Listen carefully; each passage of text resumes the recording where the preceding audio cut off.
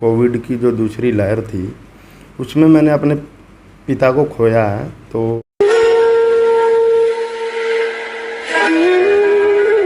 नमस्कार। आज मेरे साथ है गांव कनडी से राकेश नैन। और जितने हमारे दर्शक हैं उनको बताना चाहेंगे कि राकेश भाई जो आज मैसेज देने वाले हैं वो आप सभी के लिए बहुत ही ज़्यादा ज़रूरी है और आशा करते हैं कि आप इस संदेश को शेयर भी करेंगे। और आपको बता दूं, मैं एक दुखद घटना भी है।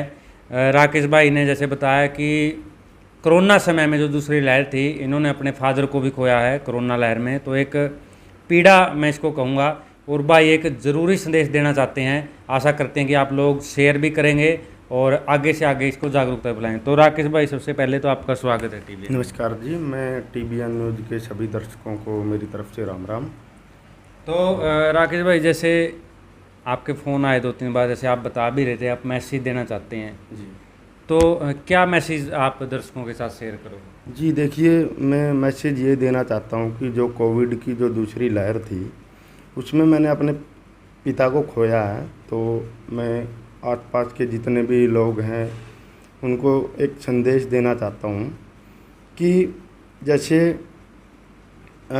हमारे समाज में क्या है, काफ़ी सारी गलत नीतियाँ चली हुई हैं कि भाई वैक्सीन के बारे में कि भाई वैक्सीन नहीं लगवानी चाहिए। भ्रामक प्रचार।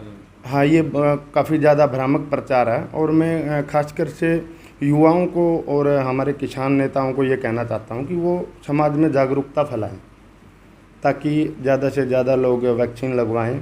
और काफ़ी जगह तो ये भी सुनने में आया कि भाई जैसे गांव में अपन बोलते हैं कि गोवा दे दिया कि भाई वैक्सीन नहीं लगवानी, इस टाइप का भी काफ़ी प्रचार हुआ है। तो जैसे अपने किसान नेताओं से भी मैं ये अपील करना चाहूँगा कि जैसे अपने पक्के मोर्चे हैं किसानों के, वहाँ भी वो जागरूकता फैलाएं ताकि देखें हमारी काले कानूनों के ख़िलाफ़ लड़ाई अलग है और जो ये वैक्सीन का जो है वो अलग है।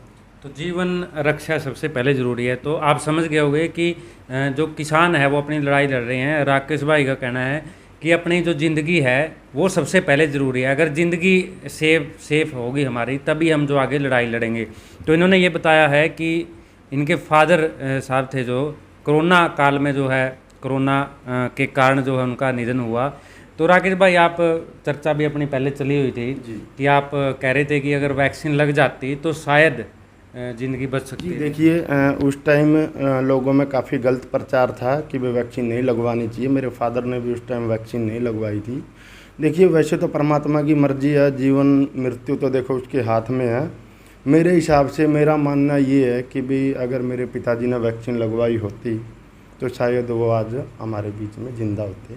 तो मेरी लोगों से हाथ जोड़कर, खास करके युवा वर्ग से यही अपील है। देखिए, समाज में या गांव के लोगों को युवा वर्ग ही जागरूक कर सकता है। हमारे घर में बड़े बुजुर्ग भी हैं, उनको युवा वर्ग ही, पढ़े लिखे नौजवान ही उस चीज़ को उनमें जो है जागरूकता फैला सकते हैं।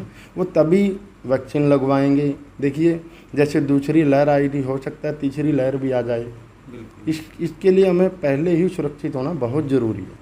इसलिए मेरी हाथ जोड़ करके सभी से यही अपील है कि देखिए, मैंने अपने पिता को खोया, मैंने इस दर्द को देखा, बिल्कुल करीब से समझा। तो मैं हाथ जोड़ करके यही अपील करना चाहूँगा, खासकर किसान नेताओं से भी, क्योंकि देखिए सरकार के साथ लड़ाई तो बिल्कुल अलग है और ये वैक्सीन का सिस्टम जो है। तो राकेश भाई, कहीं ना कहीं आपके मन में ये तभी आया होगा, आपने देखा होगा कि गाँव में लोग जो है इस चीज़ को लेकर जागरूक नहीं है, वो सोचते हैं कि कुछ नहीं होगा। तो कहीं ना कहीं इनको देखकर आपके मन में आया। जी जी बिल्कुल। देखिए, काफ़ी सारे लोग हैं, कोई कह देता है कि इसके अंदर तो जहर है, कोई कुछ बोलता है। देखिए, सरकार हमारे को क्यों मारेगी? ये तो देखो एक बीमारी से बचाव का टीका है। हम बचपन से ही सुनते आ रहे हैं कि भी पोलियो की वैक्सीन है या किसी भी प्रकार की वैक्सीन है। और वैक्सीन लगने के बाद आपने देखा होगा करीब 2-2.5 साल का बच्चा है या बचपन से ही स्टार्ट हो जाती हैं, तो वैक्सीन लगती हैं, देखो उनको भी बुखार आता है हल्का फुल्का। वैक्सीन मैंने भी दोनों डोज लगवा ली हैं।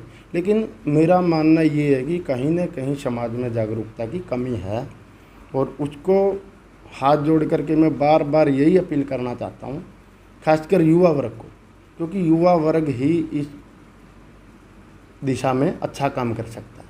तो युवा वर्ग ही जो है जागरूकता फैला सकता है। तो राकेश नैन थे, इन्होंने बताया है, और इन्होंने बताया है क्योंकि जिसको जो पीड़ा से निकल कर आता है उसको पता होता है कि दर्द क्या होता है। तो इन्होंने बताया है, और इन्होंने साथ में ये भी बताया कि इनके फादर को खोया है, क्योंकि कोरोना काल में दूसरी लहर के अंदर इनका मैसेज साफ साफ ये है कि जो हमारे ग्रामीण क्षेत्र हैं वो बिल्कुल भी भ्रामक प्रचार में ना आए। जिसको वैक्सीन नहीं लगी है वो वैक्सीन ज़रूर लगवाएं। और उन्होंने विशेष किसानों के लिए भी कहा है, क्योंकि किसान भाई जो दिल्ली आ रहे हैं, जा रहे हैं, या फिर जो गांव में मीटिंग करते हैं, तो वो लोग जो है वैक्सीन ज़रूर लगवाएं।